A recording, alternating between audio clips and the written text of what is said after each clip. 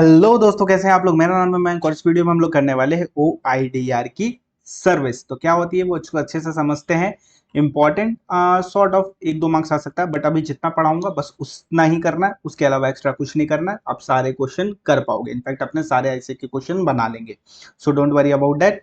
And one more thing, GST का marathon आ जाएगा थोड़े दिनों बाद। कस्टम का ऑलरेडी अपलोडेड है, इंटरनेशनल टैक्सेशन का मैराथन ऑलरेडी अपलोडेड है, तो जरूर जाके चेकआउट कर लेना एंड कमेंट करके बताना कैसी लगी मैराथन। तो चलिए स्टार्ट करते हैं OIDR सर्विस। तो OIDR सर्विस समझने से पहले आपको समझना पड़ेगा पहले इंपोर्ट ऑफ सर्विस होता क्या है। तो अपने चैप्टर नंबर 2 में सप्लाई वाले चैप्टर में क्या पढ़े थे, पहले समझते सर्विस क्या होती है। सर्विस को कब टैक्सेबल करते हैं, तो सर्विस को अगर आपको टैक्सेबल करना है तो दो चीजें होनी चाहिए, बिजनेस होना चाहिए, कंसिडरेशन होना चाहिए। अगर ये हुआ तो बोलेंगे सप्लाई ऑफ सर्विस। और वो कहाँ कवर नहीं होना चाहिए, वो किसी एग्जेम्पशन में कवर नहीं होना चाहिए, और ना ही वो किसी शेड्यूल 3 वाले एक्टिविटी में आना चाहिए, तब उस पर लग जाएगा GST। Simple concept. सर्विस होने के लिए पहली बात तो वो सर्विस होनी चाहिए, दूसरी चीज वो बिजनेस के लिए होना चाहिए और कंसिडरेशन होना चाहिए, तभी उसको बोलेंगे सप्लाई ऑफ सर्विस। और वो एग्जेम्प्ट नहीं होना चाहिए, शेड्यूल 3 में कवर नहीं होना चाहिए। ठीक है, तब उस पर लग जाता है GST एंड GST फिर पे हो जाता है। आरसीएम या फॉरवर्ड चार्ज, डिपेंडिंग कि आरसीएम में अगर कवर होता है तो आरसीएम, नहीं तो forward charge, generally forward charge. RCM वाली सर्विस आरसीएम में जो जो लिखी है बस उसी पे आरसीएम लगता है, बाकी सब में फॉरवर्ड चार्ज लगता है। ओके, ये बात तो अपने को समझ में आई। बट इंपोर्ट ऑफ सर्विस के केस में क्या होता है पता है, इंपोर्ट ऑफ सर्विस के केस में अगर कंसिडरेशन है तो ऑलवेज सप्लाई होगा वो, अगर कंसिडरेशन है तो ऑलवेज सप्लाई होगा। Import of service with consideration always supply, चाहे बिजनेस के लिए हो चाहे अदर देन बिजनेस के लिए हो, फर्क नहीं पड़ता है। But import of service without consideration है, तब क्या होगा, अगर वो रिलेटेड से है और बिजनेस से है तभी वो डीम्ड सप्लाई होगा, otherwise it will be treated as not supply. Okay, अब अपने को एक चीज समझना पड़ेगा, इंपोर्ट ऑफ सर्विस मतलब क्या होता है। इंपोर्ट ऑफ सर्विस मतलब होता है कि जो सप्लायर है that should B outside India, जो रेसिपेंट है वो होना चाहिए इंडिया में, एंड प्लेस ऑफ सप्लाई है वो होनी चाहिए इंडिया। ठीक है, जब ये तीनों कंडीशन सेटिस्फाई होगा तो उसको बोलेंगे इंपोर्ट सर्विस। ये कहाँ आपने पढ़े थे, प्लेस ऑफ सप्लाई चैप्टर में, याद करो, एनालिसिस करवाया था, वहां पे बताया था ना कि सप्लायर आउटसाइड इंडिया होना चाहिए, रेसिपेंट इंडिया में होना चाहिए, प्लेस ऑफ सप्लाई इंडिया होनी चाहिए, तब उसको बोलेंगे इंपोर्ट सर्विस। और इंपोर्ट सर्विस में अगर कंसिडरेशन है तो वो सप्लाई है, और कंसिडरेशन नहीं है तो वो सप्लाई नहीं है। बट अगर रिलेटेड है प्लस दोनों कंडीशन सेटिस्फाई होनी चाहिए, रिलेटेड से भी और बिजनेस से भी है, तब उसको बोलेंगे अपने डीम्ड सप्लाई। सिंपल है। ओके, अब देखो क्या होता है। बी लिमिटेड है, उसने गूगल वर्कस्पेस पे 200 टेराबाइट की जगह ली, 200 टेराबाइट की जगह ली, 200 टीबी की जगह ली बी लिमिटेड ने गूगल वर्कस्पेस से। अब देखो OIDR मतलब क्या होता है, दो कंडीशन तुमको सेटिस्फाई करनी है। पहली कंडीशन क्या है कि जो सर्विस है वो तुम लो through internet, and second condition ये है कि उसमें कोई भी ह्यूमन इंटरेक्शन नहीं होना चाहिए उस गुड्स को डिलीवर करने के लिए। ठीक है, मेरी बात सुनो, जैसे बी लिमिटेड ने गूगल वर्कस्पेस पे 200 टेराबाइट की जगह ली है, वो वहां क्या करेगा, अपना डेटा स्टोर करेगा। तो जब वो अपना डेटा स्टोर करेगा तो क्या लेटर में बंद करवा के भिजवाएगा क्या, नहीं ना, ऑब्वियसली लेटर में बंद करवा के नहीं भिजवाएगा। वो कैसे भिजवाएगा, वो इंटरनेट की मदद से डेटा को अपलोड कर देगा अपने, उसको यूजर आईडी पासवर्ड मिलेगा, उस यूजर आईडी पासवर्ड से लॉग इन करेगा एंड अपने डेटा को उस पर जाके अपलोड कर देगा, उसका डेटा वहां पे सेफ एंड सिक्योर रहेगा। तो OIDR सर्विस हुआ कि नहीं, मेरे को पहले ये बताओ। दो कंडीशन क्या थी, पहली बात थी इंटरनेट, दूसरा था कोई फिजिकल इंटरेक्शन नहीं होना चाहिए सप्लायर के एंड से। तो क्या कोई फिजिकल इंटरेक्शन हुआ क्या, गूगल का एक आदमी आया डब्बा लेके बोला इसमें डेटा डाल दो, मैं लेके जा रहा हूँ फिर अपलोड कर दूंगा, ऐसा हुआ क्या, नहीं। हमने क्या यूज किया, हमने इंटरनेट यूज किया, दोनों कंडीशन सेटिस्फाई। अब ये बनेगा OIDR सर्विस। गूगल यूएसए में है, बी लिमिटेड कोलकाता में है। ठीक है, तो location of supplier outside India, location of recipient in India, and place of supply क्या आएगा। तो OIDR सर्विस के केस में ऑलवेज, ध्यान रखना क्या बोल रहा हूं, OIDR सर्विस के केस में always place of supply will be location of recipient, place of supply will be location of recipient, always.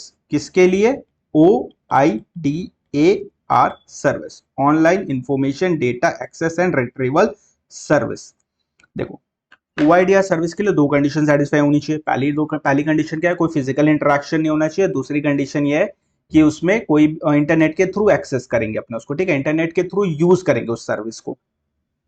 अब क्या हुआ, बी लिमिटेड ने 200 टेराबाइट की स्पेस ली गूगल वर्क स्पेस से, ठीक है। गूगल है यूएसए की कंपनी, बी लिमिटेड है इंडिया की कंपनी, ठीक है। एक outside supplier outside India, recipient in India. Place of supply क्या होगा, always location of recipient OIDR के केस में। तो प्लेस ऑफ सप्लाई क्या आएगा, B limited. Is it import service, okay, so it is an import service, जो कि अपना ये तीनों कंडीशन सेटिस्फाई हो गया, तब ये बन गया इंपोर्ट सर्विस। अब सिंस ये इंपोर्ट सर्विस बन गया, तो this is import of OIDR service. Import service कैसे बना, कंसिडरेशन भी है, बिजनेस के लिए भी है, सप्लाई ऑफ सर्विस हुआ पहली बात तो ये, ओके। प्लेस ऑफ सप्लाईज का क्या हुआ, लोकेशन ऑफ रेसिपेंट होता है Kolkata, location of supply USA, क्या लगेगा इंटर स्टेट, क्या चार्ज करेंगे आईजीएसटी, इंटर स्टेट में तो आईजीएसटी चार्ज करते हैं। अब बोलते ओआईडीआर के केस में जब भी हम लोग बी लिमिटेड या किसी रजिस्टर्ड पर्सन को सर्विस देंगे, उस सिनेरियो में आरसीएम लगेगा और बी लिमिटेड उस पर टैक्स पे करेगा। दो चीजें पढ़ी अभी ओआईडीआर से रिलेटेड। पहली बात तो अपने पर तीन चीजें पढ़ी। ओआईडीआर में क्या होता है, ऑनलाइन के थ्रू मतलब इंटरनेट के थ्रू हम एक्सेस करेंगे उस सर्विस को या लेंगे उस सर्विस को। एंड सेकंड पॉइंट उसमें था कोई फिजिकल इंटरेक्शन नहीं होना चाहिए सप्लायर के पॉइंट ऑफ व्यू से। फर्स्ट पॉइंट ये पढ़े तो उसको बोलेंगे ओआईडीआर सर्विस। अब ओआईडीआर सर्विस में प्लेस ऑफ सप्लाई ऑलवेज, चाहे कुछ भी हो जाए, always will be location of recipient, okay. अब तीसरी चीज अपने ये पढ़े कि जब ऑल ओआईडीआर सर्विस अपने को मिल रही है और किसको मिल रही है, import of OIDR service. In fact import of OIDR service अगर हो रही है और वो जो सर्विस है वो लेने वाला बी लिमिटेड एक रजिस्टर्ड पर्सन है, तो आरसीएम लगेगा और वो रजिस्टर्ड पर्सन उस पर टैक्स पे करेगा। दैट्स इट, सिंपल था। अब एक एडवांस लेवल पे चलते हैं। अब मान लो नेटफ्लिक्स में एक मस्त वाली मूवी आई है और मुझको देखने की है, मैं हूं मिस्टर बी, मैंने क्या किया, 1499 का सब्सक्रिप्शन ले लिया। सर ये तो आपका फास्ट ट्रैक बैच का कॉस्ट लग रहा है, हाँ जी वैसे ही समझ लीजिए, 1499 का सब्सक्रिप्शन लिया। अब देखो जब मैं नेटफ्लिक्स में सर्च करूंगा कोई भी मूवी जो भी मुझको देखनी, कोई भी वेब सीरीज, मान लो मुझे डार्क देखनी है, ठीक है, मैंने डार्क सर्च किया तो डार्क आ गया, उसमें डार्क की पूरी सीजन आ गई, मैंने सीजन से फर्स्ट एपिसोड स्टार्ट किया और फिर बिंज वॉच कर दिया उसको। अब मैंने क्या नेटफ्लिक्स के दुकान पे जाके सीडी ली क्या, सीडी वीडी ली क्या, नहीं ना, सीडी डीवीडी ये सब तो कुछ नहीं ली। मैंने कैसे एक्सेस किया, इंटरनेट के थ्रू एक्सेस किया। नेटफ्लिक्स का मेरे घर आया था देने के लिए या कुछ फिजिकल कॉपी उसने भिजवाई, नहीं, उसके पास एक डेटा था स्टोर करके रखा हुआ, मैंने उसको एक्सेस किया, मैंने सारा बिंज वॉच कर लिया। तो इस सिनेरियो में क्या हो गया, इस सिनेरियो में हुआ ये कि दोनों कंडीशन सेटिस्फाई, पहली बात इंटरनेट से लिया एंड दूसरी कंडीशन जो है, इसकी दूसरी कंडीशन क्या थी कि कोई फिजिकल इंटरेक्शन नहीं होना चाहिए, तो दोनों कंडीशन सेटिस्फाई, तो दिस इज ओआईडीआर सर्विस।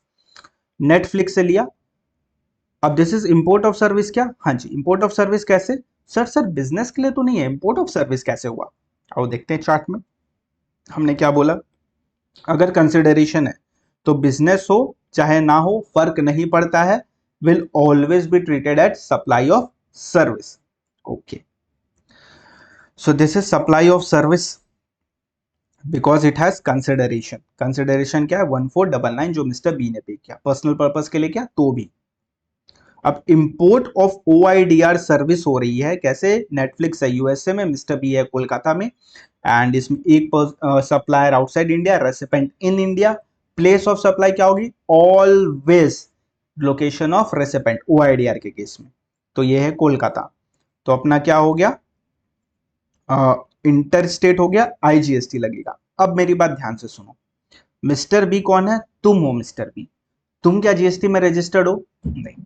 तुमने नेटफ्लिक्स का सब्सक्रिप्शन यूज किया है, नहीं सर हम तो यूजर आईडी पासवर्ड ले लेते हैं, नहीं नहीं, नॉर्मल लोग की बात कर रहे हैं जो सब्सक्रिप्शन लेते हैं। अब जो सब्सक्रिप्शन लेते हैं क्या वो पहले जाके जीएसटी में रजिस्ट्रेशन लेंगे, क्योंकि क्या हमने पढ़ा था याद करो, आरसीएम में जो भी बंदा टैक्स पे करेगा उसको कंपलसरी रजिस्ट्रेशन होता है।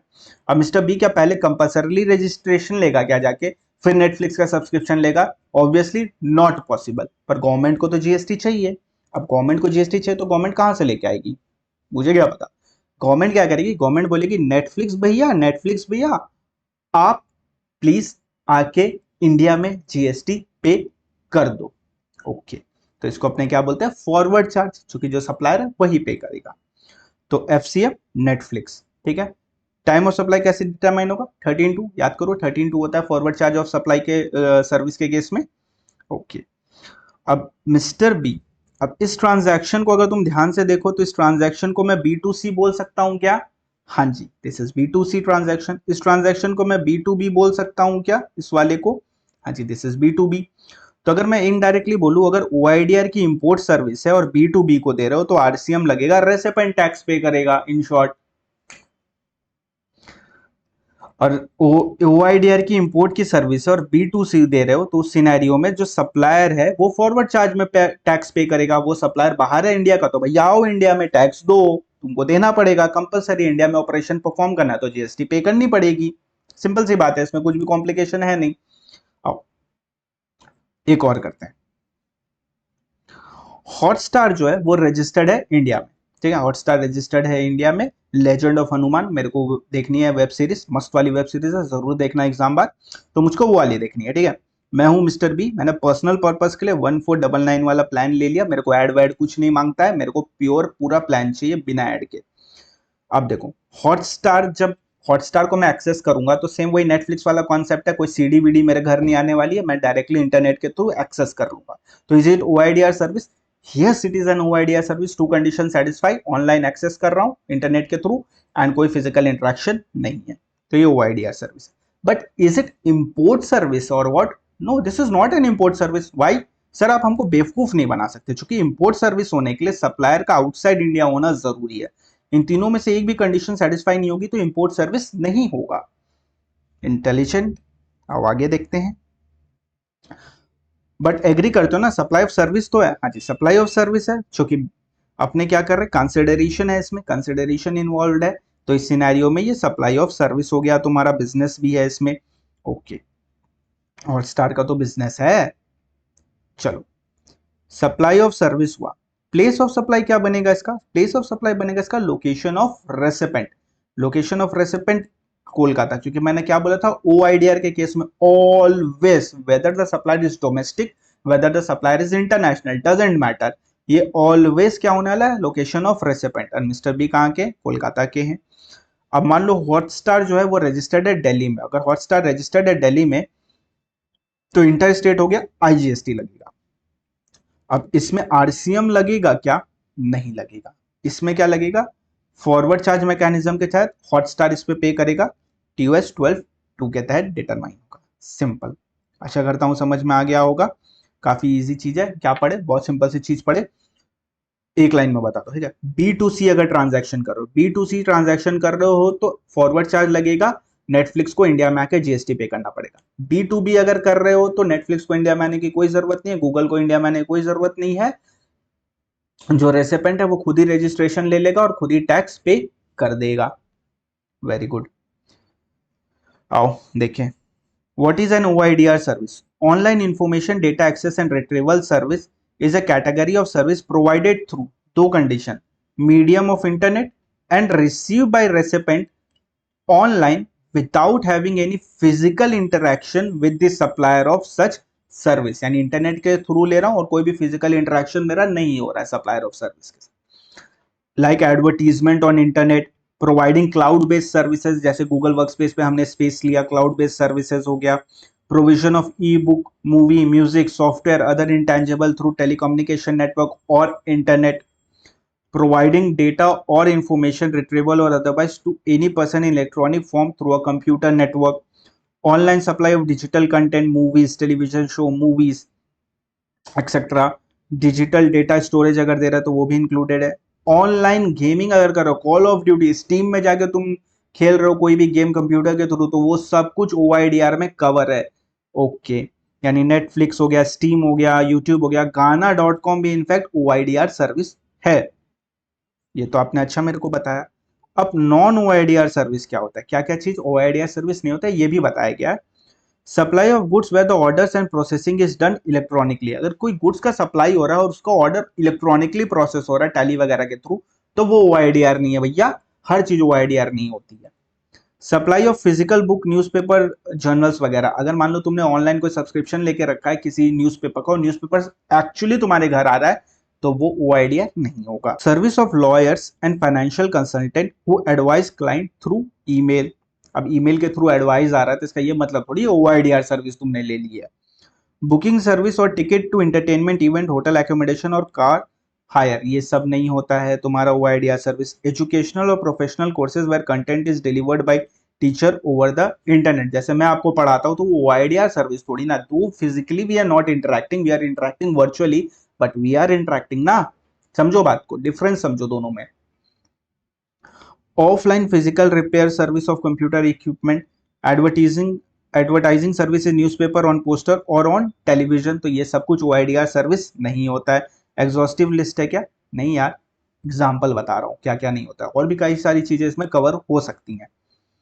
तुमको अपना ये यूज करके करना पड़ेगा कि ओआईडीआर होता है कि नहीं होता है, तुमको समझना पड़ेगा। एग्जाम्पल नेटफ्लिक्स हो गया, हॉटस्टार हो गया, यूट्यूब हो गया, गूगल वर्क स्पेस हो गया, या तुम्हारा स्टीम हो गया, गाना.com हो गया, सावन हो गया, ये सब कुछ क्या हो गया, ये सब ओआईडीआर हुआ। Who is non taxable online recipient. अब देखो हमने क्या पढ़ा था, हमने पढ़ा था B2C, ठीक है। ये वाला एग्जांपल पढ़ा था ना नेटफ्लिक्स वाला, 1499 का हमने लिया, मिस्टर बी है पर्सनल पर्पस के लिए लिया है। इंपोर्ट ऑफ सर्विस हुआ चूंकि कंसिडरेशन है इसमें। प्लेस ऑफ सप्लाईज का क्या होगा, always location of recipient that is Kolkata, इसमें आईजीएसटी लगेगा। टैक्स कौन पे करेगा, नेटफ्लिक्स। फॉरवर्ड चार्ज के तहत नेटफ्लिक्स आके टैक्स पे करेगा। इसको अपने क्या बोलते हैं, B2C। अब B2C बोलना छोड़ दो इस ओआईडीआर के केस में। अब इस B2C को तुम क्या बोलोगे, इस B2C को तुम बोलोगे, सी को अपने बोलते हैं NTOR, non taxable online recipient. देखो नाम में ही लिखा है ना, क्या मिस्टर बी रजिस्टर्ड है क्या, नहीं है, तो ये क्या हो गया, नॉन टैक्सेबल ऑनलाइन रेसिपेंट। यानी पर्सनल पर्पस के लिए जो बंदा सर्विस लेता है, weather he is registered not that doesn't matter, but अगर पर्सनल पर्पस के लिए है तो वो क्या बन जाएगा, NTOR, यानी non taxable online recipient. Non taxable online recipient means government, local authority, governmental authority या कोई भी इंडिविजुअल यानी आप और मैं, जो कि रजिस्टर्ड नहीं है और रिसीव कर रहे हैं ओआईडीआर की service for purpose other than commerce, industry और एनी अदर बिजनेस, यानी अदर देन बिजनेस के लिए। और हम कहाँ के नागरिक होने चाहिए, हम इंडिया में होने चाहिए, ठीक है। We should be located in India. अगर हम इंडिया में हैं, हम ओआईडीआर की सर्विस ले रहे हैं, हम रजिस्टर्ड नहीं है और हम पर्सनल पर्पस के लिए ले रहे हैं, हम रजिस्टर्ड नहीं है और हम पर्सनल पर्पस के लिए ले रहे हैं, तो वो क्या हो जाएगा, नॉन टैक्सेबल ऑनलाइन रेसिपेंट। यानी फिर क्या ट्रांजैक्शन बन जाएगी, B2C। याद रखना B2B में आरसीएम है, B2C में फॉरवर्ड चार्ज है, तो इस चीज का क्लैरिटी रखना माइंड में। प्लेस ऑफ सप्लाई मैंने क्या बोला, place of supply will always be location of recipient of service, always, चाहे डोमेस्टिक ओआईडीआर हो, चाहे इंटरनेशनल हो, चाहे कुछ भी हो। ओआईडीआर मतलब location of recipient of service. Government notify कर सकता है कोई भी सर्विसेज या circumstances in which place of supply वो क्या मान सकते हैं, effective use and enjoyment of service, जहां पे भी उस सर्विस का इफेक्टिव यूज या एंजॉयमेंट हुआ है वो वाली जगह अपने ले लेंगे, to prevent double taxation, to prevent non taxation of supply service, या फॉर यूनिफॉर्म रूल्स। इतना अपने को नहीं पढ़ना, अपने लिए बस यही इंपॉर्टेंट है, location of recipient of service, exam purpose के लिए यही इंपॉर्टेंट है। अब लोकेशन ऑफ रेसिपेंट निकालेंगे कैसे, कैसे मानेंगे कि वो इंडिया में है, तो बोलते हैं दो कंडीशन, तुमको दो कम से कम कंडीशन सेटिस्फाई करनी है। अगर नीचे दिए गए तुम दो कंडीशन सेटिस्फाई कर लोगे तो हम मान लेंगे, क्या मानेंगे, हम मानेंगे कि ये जो बी है ये इंडिया में है। आपके बोलने से कैसे मान ले, जो कि ऑनलाइन एक्सेस हो रहा है ना, हम कैसे मान ले कि इंडिया में ही है, तो बोला जाता है कि दो कंडीशन फुलफिल करनी है। Okay, location of address presented by the recipient through internet is in address. मान लो वो आपसे एक फॉर्म भरवाते हो, उस फॉर्म में आप एड्रेस जो फिल करते हो वो इंडिया का फिल करते हो, तो फिर मान लेंगे वो इंडिया का। क्रेडिट कार्ड और डेबिट कार्ड जिससे आप पेमेंट कर रहे हो, वो credit card debit card issue हुआ है इंडिया में, वो डेबिट कार्ड और क्रेडिट कार्ड इशू हुआ है इंडिया में, तो मान लेंगे कि इंडिया से आपने पेमेंट किया है, यानी लोकेशन ऑफ रेसिपेंट इंडिया में है। Billing address of the recipient of services in India, या तो उसका बिलिंग एड्रेस इंडिया में है। IP address of the device use by the recipient is India, IP address जो भी यूज किया उस रेसिपेंट ने, अगर वो इंडिया में है तो।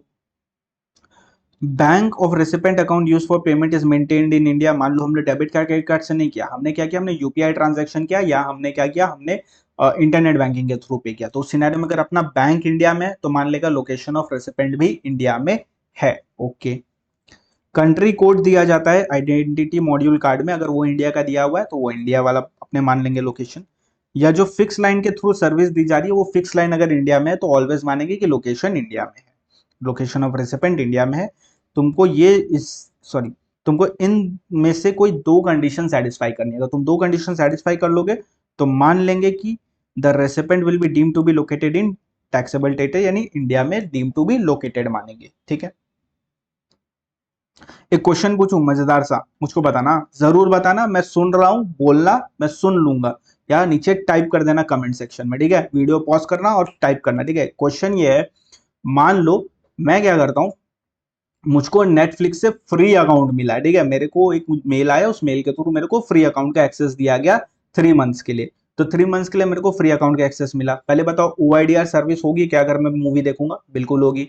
इंटरनेट के थ्रू ले रहा हूँ, कोई फिजिकल इंटरेक्शन नहीं है। इंपोर्ट ऑफ सर्विस है, हाँ जी, वो कोलकाता का है और मैं यहाँ पे हूँ। But is it actually supply? Is it actually supply? तो द आंसर वुड बी, जल्दी टाइप करो, no. The answer would be no, it is not supply. Why sir, Y?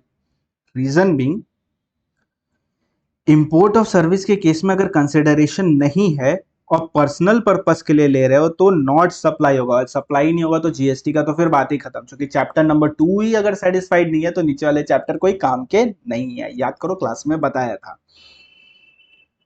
चलो सर OIDR में रजिस्ट्रेशन किसको लेना पड़ता है? अगर B2C है, अगर B2C है यानी OIDR सर्विस प्रोवाइडर, और NTOR, सी को क्या बोला था? NTOR, non taxable online recipient. B2C में कौन टैक्स पे करता है? याद करो, फॉरवर्ड चार्ज के तहत नेटफ्लिक्स, यानी जो OIDR सर्विस प्रोवाइड कर रहा है वो। तो रजिस्ट्रेशन किसको लेना पड़ेगा? जो सप्लायर है, सप्लायर को या तो रजिस्ट्रेशन लेना पड़ेगा या तो उसको कोई आदमी अपॉइंट करना पड़ेगा जो इंडिया में आके GST पे करे। और B2B ट्रांजैक्शन में गूगल वर्कस्पेस और बी लिमिटेड वाला जो एग्जांपल था उसमें क्या होता है? उसमें क्या होता है? RCM लगता है, बी लिमिटेड टैक्स पे करता है। तो रजिस्ट्रेशन किसको लेना पड़ेगा कंपल्सरली? बी लिमिटेड को, यानी रेसिपेंट को कंपल्सरली रजिस्ट्रेशन लेना पड़ेगा। Between OIDR service provider and other NTOR, recipient is liable to take compulsory registration. दो नोटिफिकेशन वर्क करते हैं इसमें। जो सेकंड वाला नोटिफिकेशन है वो क्या बोलता है? Service received from a provider of service located in non-taxable territory by individual in relation to any purpose other than commerce is exempt from IGST। मतलब इंपोर्ट सर्विस अगर करते हैं पर्सनल पर्पस के लिए तो वो एग्जेम्प्ट होता है। Oh my God, OIDR service भी तो इंपोर्ट सर्विस है और पर्सनल पर्पस यानी B2C वाले के लिए अगर कर रहे हैं तो वो एग्जेम्प्ट है। हाँ जी, लेकिन लेकिन लेकिन बोला जाता है such exemption is not available to OIDR service, यानी OIDR सर्विस अगर पर्सनल पर्पस के लिए ले रहे हो तो क्या हो जाएगा? B2C, और उसमें क्या लगेगा? फॉरवर्ड चार्ज, और नेटफ्लिक्स को इंडिया में आके टैक्स पे करके जाना पड़ेगा, क्योंकि ये एग्जाम्पशन अवेलेबल नहीं है OIDR सर्विस के लिए। इस नोटिफिकेशन को अच्छे से लर्न कर लेना, ये तुमको एग्जाम में लिख के आना है जब भी कोई क्वेश्चन आएगा OIDR का। तब कोई भी सर्विस जो प्रोवाइड की गई है एजुकेशन इंस्टीट्यूट को by way of supply of online educational journal और periodical is exam from GST। ये एक्चुअली OIDR का पार्ट नहीं है, बट ये कभी कभी ये क्वेश्चन आ जाता है, तो इस एग्जामिनेशन नोटिफिकेशन को याद रखना। अगर अपने एजुकेशन इंस्टीट्यूट को कोई भी सर्विस दे रहे, किस चीज की सर्विस सप्लाई कर रहे हैं? ऑनलाइन एजुकेशनल जर्नल, तो उस सिनेरियो में वो एग्जाम फ्रॉम GST। कंडीशन क्या है कि जो भी क्वालिफिकेशन वो दे रहे that should be recognised by law, that's it. ये दो है और इसके अलावा और कुछ भी नहीं है।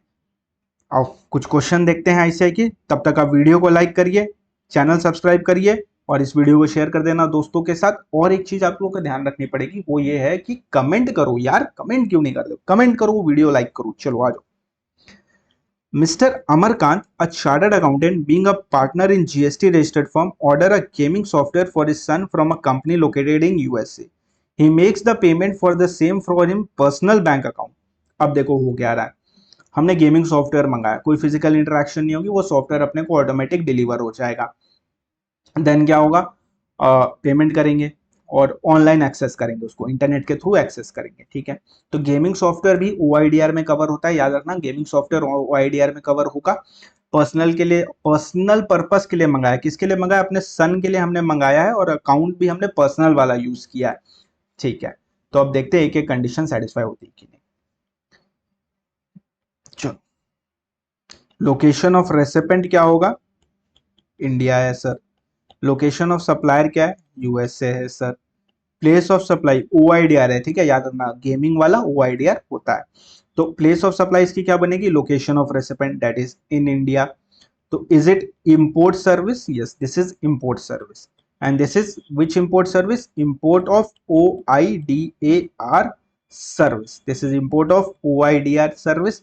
एंड इस सिनेरियो में क्या होने वाला है, इस सिनेरियो में अपना कौन टैक्स पे करेगा, इट इज B2C यानी B2 non taxable online recipient, क्योंकि उसका सन रजिस्टर्ड है क्या, नहीं रजिस्टर्ड नहीं, और ये पर्सनल पर्पस के लिए, पहली बात तो बिजनेस के लिए नहीं मंगा रहे, गेम खेलना मेरा बिजनेस नहीं है उसका, ठीक है, उसका बिजनेस है चार्टर्ड अकाउंटेंट का फॉर्म, ठीक है, उसने मंगा लिया कॉल ऑफ ड्यूटी को। तो ये हो गया B2N2R। तो इस सिनेरियो में क्या हो जाएगा, B2C वाले में कौन टैक्स पे करेगा, वो जो यूएसए वाली कंपनी है वो फॉरवर्ड चार्ज के तहत टैक्स पे करेगी। आशा करता हूँ पूरी लिंक आपको लग रही होगी। ये आंसर रीड कर लेना, ये पूरा लिंक में ही आंसर आपको दिया हुआ है और इसमें वो वाला एग्जाम्पशन भी लिखा हुआ है जो आपको लिखना पड़ेगा, आंसर में आना चाहिए। Which of this do not qualify as an online information database access service, कौन सा क्वालिफाई नहीं करता है, आंसर दिख रहा है, इग्नोर करो, पहले इधर आओ। Stock photograph available for automatic download, internet के through, no physical interaction, OIDR। Online course consisting of pre recorded videos and downloadable PDF, online, कोई फिजिकल इंटरेक्शन नहीं एंड इंटरनेट के through. PDF document automatically downloaded from site, no physical interaction and तुम्हारा online. PDF document manually emailed by provider, internet but physical interaction, ठीक है, provider को खुद attach करना पड़ रहा है ईमेल में जाके, फिर सेंड करना पड़ रहा है। हैड इट बीन कि उसने किसी डेटा में रख दिया होता और जैसे ही तुमने पेमेंट कर दी उस डेटा से वो डायरेक्ट उस फाइल को डाउनलोड कर लेता, जैसे ये वाले केस में, तो ये OIDR होता। बट यहाँ पे सिंस वो मैनुअली उसको ईमेल कर रहा है तो उस सिनेरियो में वो हो जाएगा OIDR नहीं, that is it will not be covered under OIDR service. So that's it, यहाँ कवर होता है आपका OIDR सर्विस। बट रुक जाओ, समरी में करवाता हूँ, ठीक है, एग्जाम के पहले क्या देख के जाओगे। OIDR सर्विस अगर डोमेस्टिक के थ्रू मिल रहा है, यानी हॉटस्टार वाला केस, तो नॉर्मल ट्रीटमेंट होगा, नॉर्मल जैसे ट्रीटमेंट होता है वैसे नॉर्मल ट्रीटमेंट होगा। बट OIDR केस अगर इंपोर्टेड के थ्रू मिल रहा है और B2B यानी अदर देन NTOR वाला केस, यानी गूगल वर्कस्पेस और बी लिमिटेड वाला केस, तो सिनेरियो में RCM लगता है, रेसिपेंट को टैक्स पे करना पड़ता है, ठीक है, यानी बी लिमिटेड टैक्स पे कर रहा था अपने एग्जांपल में। और अगर B2C है यानी NTOR, B2 NTOR, आप समझ में आ रहा होगा, तो वो उस केस में क्या होता है, उस केस में क्या लगता है, उस केस में लगता है फॉरवर्ड चार्ज और नेटफ्लिक्स को इंडिया में आके टैक्स पे करना पड़ता है, सप्लायर लायबल टू पे tax under forward charge. Place of supply always, OIDR के लिए ऑलवेज क्या होने वाली है, location of recipient of service, location of recipient of service. So that's it, यहाँ पे ये चैप्टर पूरी तरह से खत्म होता है। आशा करता हूँ चैप्टर पसंद आ गया होगा, वीडियो को लाइक करना, दोस्तों के साथ शेयर करना और नीचे कमेंट करके बताना कैसा लगा। GST का मैराथन आ जाएगा जल्दी, इंटरनेशनल टैक्सेशन का अपलोडेड है, कस्टम का अपलोडेड है, उसको अच्छे से देख लेना। And thank you very much, tata bye bye, take care, good night.